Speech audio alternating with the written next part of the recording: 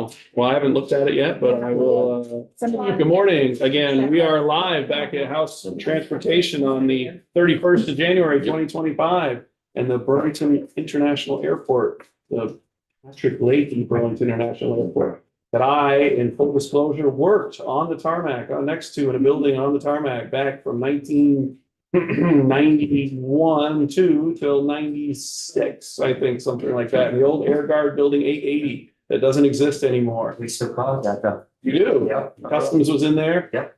US Air Cargo Handling was there, and customs brokerage business that I worked for was there. We used to charter a flight out of Valley Air from Burlington to Montreal every day and bring last minute cargo down late in the evening and then put it directly back onto courier service right on the airport tarmac, from tarmac to customs, back to the tarmac, onto courier and out for several years as a project that I was involved in a long time ago. And back when air shows still happened, I had a front row seat to couple of pretty impressive air shows back in the way back, not in this millennium. With that, that's my love of the Burlington Airport. One of my favorite jobs ever, but way back when. So we have two guests plus four guests this morning from Burlington Airport, and we're going to turn it over to you to introduce your crew and take it away. Great. My name is Jeff Bartley. I'm the Director of Innovation and Marketing for the Patrick Leahy Burlington International Airport. We like Leahy BTV for short. And then I have our marketing assistant, Alex Cohen,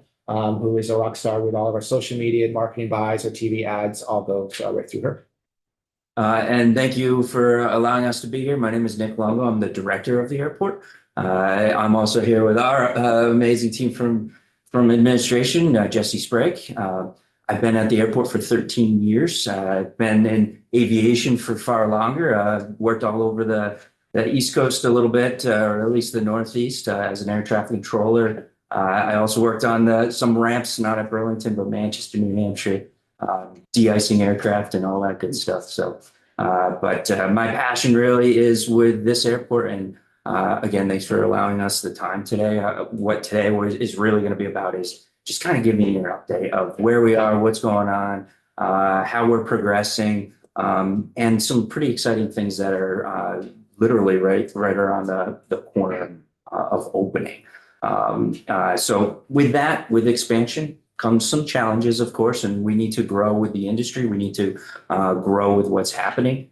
Everything we do starts with safety first. I think I would be remiss if I didn't mention the tragic events down in Washington, D.C., which as a community, as an industry, we really came together, and we see the impact and the challenges with both airspace and air traffic. But obviously, our hearts are with the folks that lost their lives on that day, and of course, the folks that are responding still to that situation.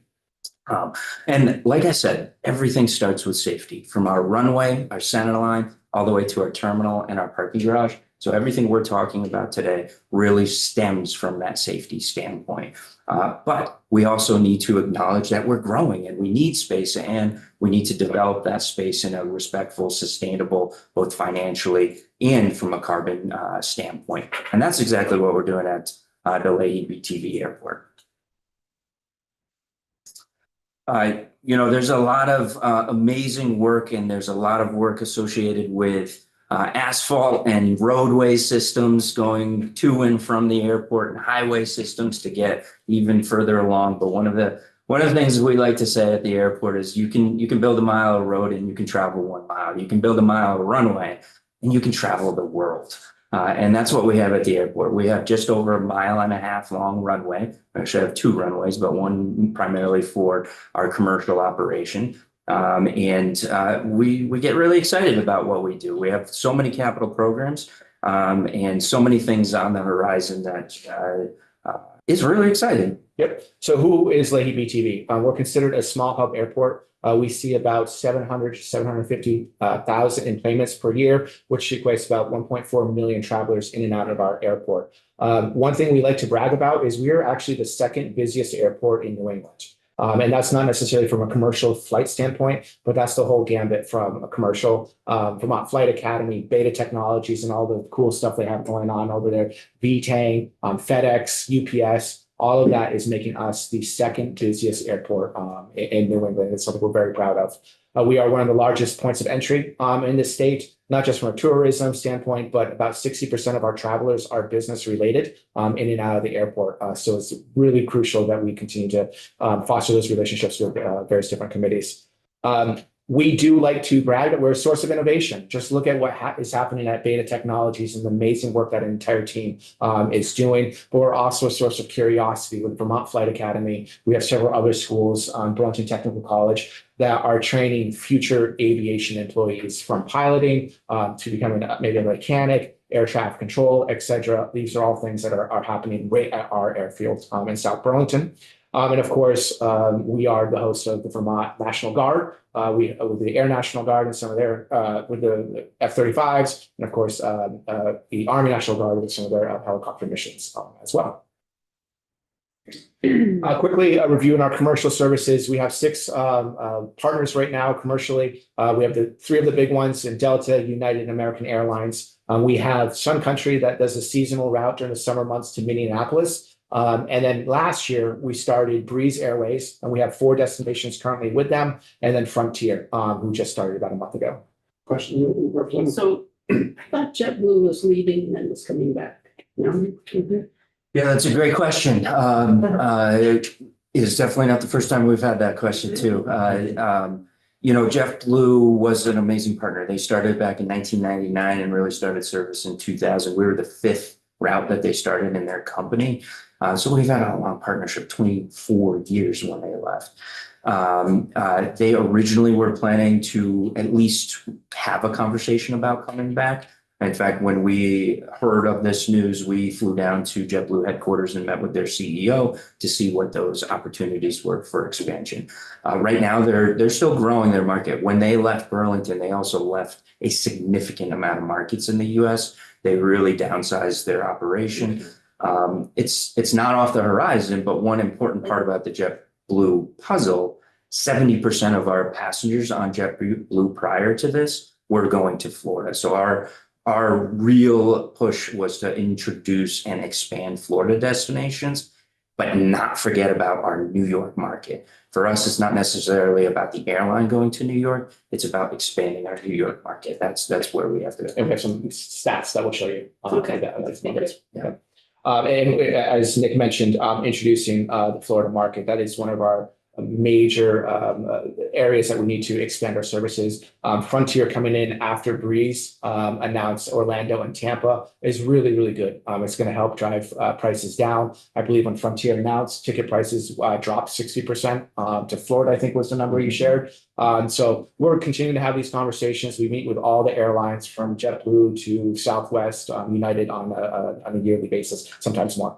I think one component about attracting new airlines, even when we're talking about bringing JetBlue back or having additional conversations with JetBlue, goes right back to the Vermont Air National Guard, believe it or not. So the Vermont Air National Guard provides sole firefighting services at the airport. That's about a $4 million a year operation that is not in our budget. That's a major competitive factor for us to get additional airlines. We are the lowest cost airport in New England so that we can truly capture additional capacity and growth out of there. And a big part of that is because of that $4+ million savings with the Air National Guard. And we've been successful. So we have 18 nonstop destinations right now. Some of them are seasonal, but it is the most destinations we've had out of Leahy BTV since at least 1990. So we're super proud about that. We have some others that we're trying to work, especially as Breeze looks to expand. We'd really like to get another flight to Miami or West Palm, that part of Florida. And then, of course, expanding. A huge need for us is Denver. It is currently a seasonal flight with United. Last year when we pitched them, we pushed hard on, during the winter Vail ticketing, you can use them in both states, et cetera, for the mountains. And they bought into that. So they're starting their seasonal flight a month earlier this year. Last year, they ended it a month later. So we continue to watch those conversations, and we have the data to support some of these. Representative McCoy? How about Charleston, South Carolina? Yeah. That's on my personal list, just so you know. It is on our list. Full disclosure, my daughter lives there. I don't know if it's on our top 25, but maybe it is. That region definitely is. Yeah, definitely that region and, It's a great region. oh, yeah. Beautiful Beautiful. city. Yeah. Beautiful city. And we're more than just commercial services. I mentioned partnerships with VTang, but we host Aerodyne, Beta Technologies, Burlington Technical College, FedEx, Heritage Aviation is our sole FBL on our property. The Weather Service, of course, Pratt and Whitney Canada, which is the largest, and I'm gonna get this right, the largest Pratt and Whitney Canada In the country. in the country. Yeah. So we're super proud about that. Which they service engines on many, many aircraft types, and that all happens in this state right here. Right. And of course, UVM Medical Center, their medical chapter is hosted at our airport, Air Guard and Army Guard and Vermont Flight Academy. So one of the important pieces from a valuation standpoint and an impact to our region, we've done this study a couple of years ago as part of our master planning process. Our total value and economic impact in our region is, as you can imagine, quite significant. Right now, again, this was a few years ago, back in 2017, with 18 and 19 information in there. We're valued at just over $1 billion of regional economic impact. And that includes, of course, many jobs, 5,000 jobs, 170 million on the payroll, many capital programs. And that, of course, has that residual effect of taxes that go directly to the state of Vermont. Again, this was many years ago. This was pre-Beta Technologies, pre-expansion on some of the companies that Jeff was just talking about. So as we update this, I think this is going to be an important piece of information for the grand scheme of things. One of the pieces that we utilize from a funding standpoint is the aviation fuel tax funding. There's about $2 to $3 million a year in taxes directly related to aviation fuel. There's a federal law that states that any taxes on federal fuel must be kept in aviation. Right now, $2+ million coming out of the Burlington Airport, and about $500,000 is then returned back into our capital programs, which I'll get to, I think, next. Yeah, and just add real quick, from the 5,000 jobs perspective, only 50 to 60 of them are actual Leahy BTV employees. We are a department of the city. We are Burlington, we're an enterprise fund, but that entire operation is managed by 50 to 60 people. This is just a quick snapshot of our 5-year capital expense program. These are all generally related to partnerships with the Federal Aviation Administration to fund pretty substantial projects. Projects like our runway rehabilitation project, which is about $12 million. Our terminal expansion projects. We just opened up a brand new terminal 2 years ago, and we have shovels in the ground today on a $60 million expansion at the airport using mostly federal funds. This is just a breakdown of exactly where that all comes from and where it's input. And then the next slide here is a little bit more detail on where the sources are coming from. One reason I wanted to put this on there is just to relay that of our $140 million project, we do receive a great partnership from the state of Vermont, which is $2.5 million over that 5-year period of time. But as you can see, it's a small percentage of our total capital program. And as we continue to move forward, we're not here asking for anything. We're not here talking about anything. We have a really healthy financial package, a really healthy program, not just from a credit rating standpoint, which Moody's just increased our credit rating to the highest it's been in 15 years just last month.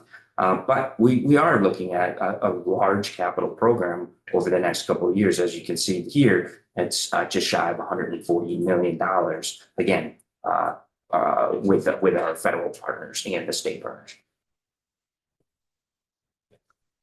Looking back just for a quick second before we look forward, 2024 was an absolutely outstanding year. We saw record numbers of passengers, September and October for us in 2024, where it's the highest number of passengers we have seen in the history of the airport during our fall foliage season. That always spikes for the tourism in the state, and that also includes the airport.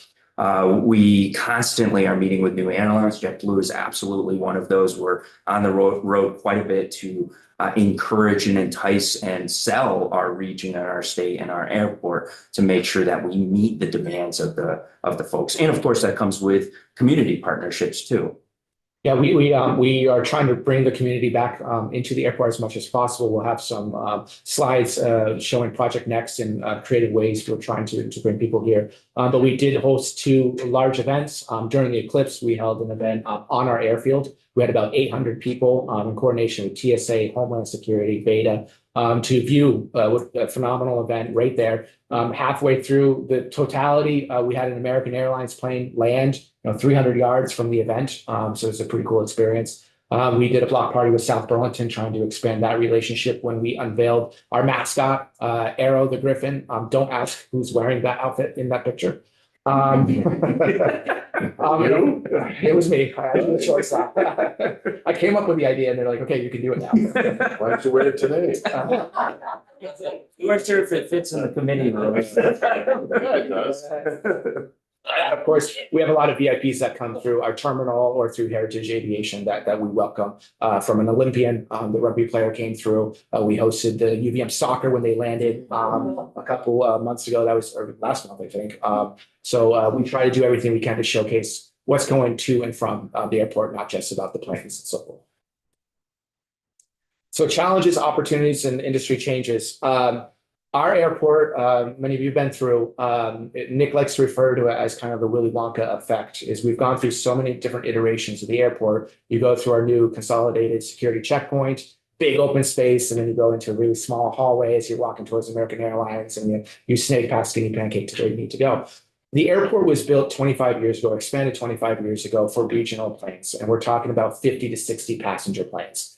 That's what this terminal, this picture was built for. We are now seeing mainline aircraft coming in instead. And we're talking 737s or the Airbus series, which will have 150 to, I think the largest plane we bring in is about 230 passengers right now. And as you can see, if you have 4 planes in the morning, first thing in the morning with that many passengers getting on and getting off, it's very, very cramped. So the industry is changing. And with a large influx of passengers, instead of 50 to 60 at a time, you have 150 or 200 at a time, we have to expand our amenities because the lines at Skinny Pancake could get longer. Next Wednesday, we are very excited. We will be announcing a new concessionaire in the airport to further enhance that experience and just give our passengers more opportunity.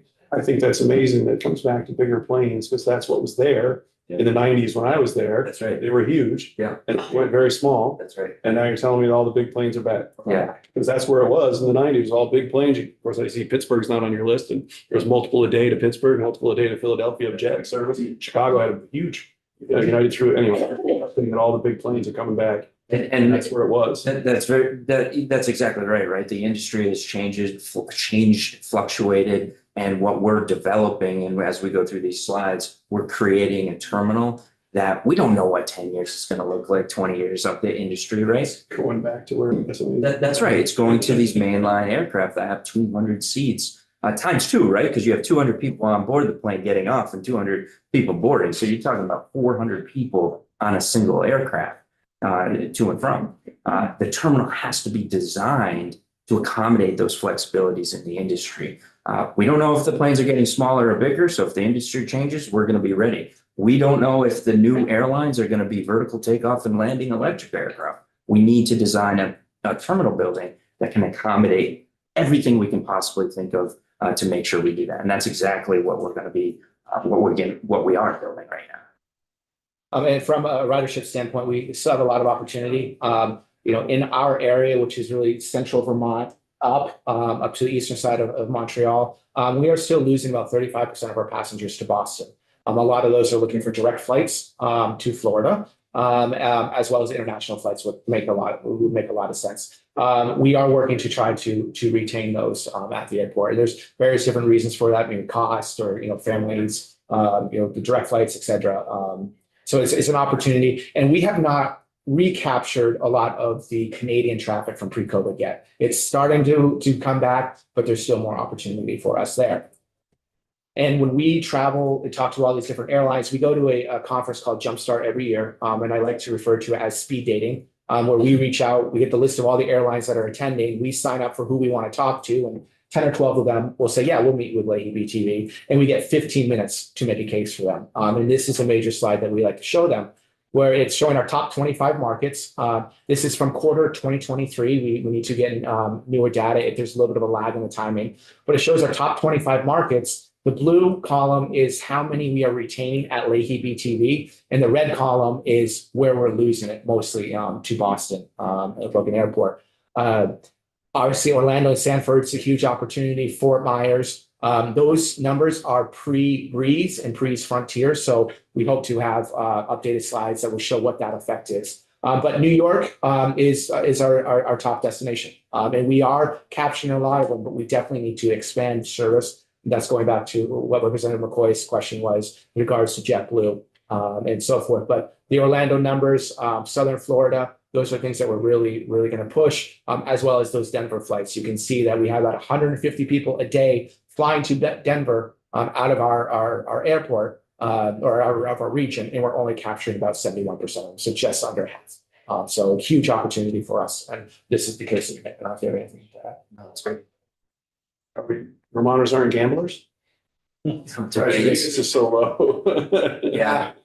Whereas Vegas on there 16. So you're still talking about 60 people a day each way going to and from Vegas every single day. So it's still a large number, and 40 plus is really what the airlines are looking for. Obviously, when you get into the hundreds, that's better, especially when you talk about larger aircraft and mainline aircraft, right? You want to fill those planes. One thing I'll add to this is, sure, the blue, especially on some of these big ones, Chicago, New York, we're capturing a lot of that market right now. What's really important, even though we know we can serve more passengers by retaining them in our market area, our planes that we have right now, the bigger ones, are full. They are full to capacity. Our average load factor in 2024 was 85%. Some of those years, the year before, was 86%. Industry average is about 76 to 79%. So Burlington is a much, much higher average on a load factor. What's also interesting is the top left corner box right there. That goes to exactly what you were saying earlier, where back in 2008 and beyond, the average number of seats on a single plane was much lower. Yet the load factors was really low on those planes. 2008, 69 seats on a single plane, only 75% of those seats were full. More flights, more planes, more seats total, which is why 2008 was our largest year. But 2024, a little bit less flights, but way more seats on a single plane. And now we're hitting between 85 and 90% load factors on each one of these larger planes. And I'll add to that, goes to the ticketing price. We hear a lot of that Burlington is more expensive than Boston. And well, it is, but our research is showing that 40% of people flying out of Leahy BTV are purchasing their ticket within 30 days of their flight. It's 15% are doing it within a week. So if you have very full planes and there's only a few seats left, it's just natural that the cost is going to drive. So we continue to encourage providers and our passengers, particularly vacations, try to plan ahead, and you will find those savings. Yeah, we can keep going. Okay. Project Next. Yeah, so Project Next, we talked a lot about our terminal and what we're building right now. Like I said, we are shovels in the ground. If you've seen recently, at least in the last 60 days or so, we have an extensive construction site happening right now with a 3-story expansion to the terminal to the north to do exactly what we were talking about earlier, get the proper size, right sizing our terminal for the fluctuation of our industry. We're very fortunate to receive a significant amount of grant funding to build this terminal. In fact, we're not bonding anything on this terminal. We're not borrowing any funds. This is significantly federal funding and local funding to make this happen. Local meaning the airport funds using airline opportunities. And these are just a couple more projects that we're able to really capture this. Our terminal project, though, our terminal project, we aptly named it Project Next, or our North Expanded Terminal Next. Also keeps not just financial sustainability in mind, but environmental sustainability too. We did not want to build a building that also didn't heat and cool itself. This will have a geothermal feel to specifically meet those standards. Solar on the roof to add to the capacity with Burlington Electric Department as well as Green Mountain Power. And we're lucky enough to utilize Northern Border Regional Commission funds with an additional $1.8 million to build this mostly with sustainable mass timber products. So it's going to have much less steel in it, and it'll be a mass timber footprint as well. And then this image right here, which is really exciting, if you've flown anytime in the airport for a long time, we've had a observation tower that's been a really huge hit. Not just for folks that aren't even flying, but just to enjoy up there. Right now it's still open, but you have to have an airline ticket to get past security to go up there. For now, we're introducing a new program that anybody, whether you have a ticket or not, if you maybe you want to sit with somebody that is flying out and enjoy a meal or a beer, you can go past security. We're going to be introducing Aero Pass, aptly named after our new mascot. This image brings back a pre-security observation tower. This is going to be on a third floor of our new expanded area. It'll have an indoor and outdoor event space. This is overlooking Mount Mansfield and Camel Hope, as well as 880 ramp and 890 ramp too, which is right next door, and overlooking the entire airfield for anybody to access throughout the day. And these are some pretty exciting images, obviously three-dimensional concepts of what we have designed. Mostly this is going to be utilized by American Airlines and United Airlines. Those are around 55 to 60% of our market at this airport. And it'll open things up, right size the terminal to allow better seating, more concessions opportunity. You can see the match timber on all over the ceiling, big beams of wood products, and a really right sizing and updated terminal for our future. This image here is the total master plan of our terminal. The orange section on the left-hand side or right in the middle of the screen there, that's what we opened up just a couple of years ago, our new security checkpoint. The pink on the far side, the right side, that's what we have shovels in the ground right now for. And then in 2023, we're planning an additional terminal expansion project on the south side of our terminal. The yellow images would be removed from the building. This would create a linear, single level, all passengers go through security up to the second floor, and you'll be able to see just about the entire concourse of our new terminal building with flexibility for airlines to connect to our second floor and allow that flexibility, whether regional, vertical takeoff and landing, or mainline, which we hope stays further. And then looking at the clock, I just want to leave you with sustainability as a focus point for us as well. Obviously, we have many focus points, but we're really pleased, happy, and proud to present that we received just last month our airport carbon accreditation. This is a worldwide program, the only airport-specific carbon accreditation program that really tracks where we are as an industry and, more importantly, where we are as an airport. Obviously, it's an accreditation program. It's more to us than just a piece of paper that, hey, we got an accreditation. Level 1 is the first step. Our next step is to actually reduce our carbon footprint. And we have to start with things that we can control. Our ground fleet, our vehicles are now transitioning to fully electric. In fact, we're the only one in New England and probably on the East Coast that are using a fully electric vehicle to inspect and maintain our airfield, not just with our operations, but also our maintenance vehicles. As that capacity grows with the larger vehicles and the snow plows that we need, that will also expand. But it's more than just us. It's also about policy changes that we set for the airport. It's about working with our airline partners, not just on their ground support equipment to get electrification there, but it's about the fuel sources too. That's our biggest contributor to greenhouse gas emissions, as you can imagine, is the fuel burn of an aircraft. So reducing that with what's called sustainable aviation fuel, which we're really excited to hopefully get at the airport soon. That's a commodity that's extremely hard to get on the East Coast right now, but we're really excited to work with Heritage Aviation to get that moving very, very soon. Vehicles, solar field on top of our parking garage, obviously Beta Technologies, and our partnership with them. So one of the challenges of our electrification was charging these vehicles and the capacity of the grid to allow us to charge so many of these vehicles. Working with Beta, they build their own chargers as well as their aircraft. So we partnered with them to charge our fleet with their charging stations. So it's a really great partnership that we have right here on the airfield to allow that to happen. And that's one of our vehicles. In fact, it's right outside in front of the stay house right here, that very vehicle. So what's next for us? We dropped you off with a letter. We are hosting some legislative tours. There's so much to talk about what's happening in the airport beyond just 30 minutes. So we would like to welcome you to the airport. We have a couple buses that we've rented. If you're not available and you want to arrange another time, happy to make that work. Or if this committee wanted to go on a field trip to get out of the Golden Dome for a little bit, we would love to have you. But the plan is to literally take you onto the airfield in these buses and stopping at different locations, seeing Beta, seeing what's happening at Heritage, stopping at the fire department to understand how important that operation is. And then, of course, everything that's happening at the terminal.